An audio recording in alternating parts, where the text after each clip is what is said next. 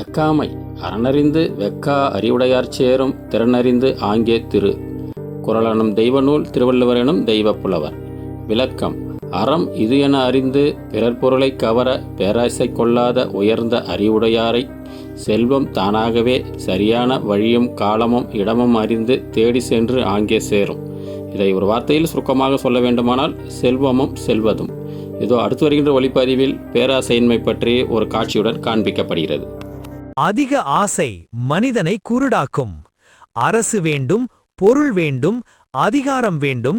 இந்த ஆசைகள்தான் கௌரவர்களை அழித்தது. அதனால்தான் மகாபாரதம் ஒரு பெரிய பாடம் சொல்கிறது. அதிக ஆசை அழிவின் ஆரம்பம். கர்மா உண்மை, தர்மம் இறுதியில் வெல்லும்.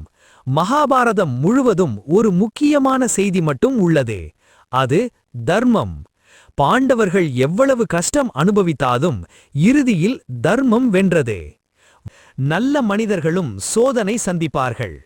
பாண்டவர்கள் நேர்மையானவர்கள், ஆனால் அவர்கள் வாழ்க்கை சோதனைகளால் நிரம்பியது.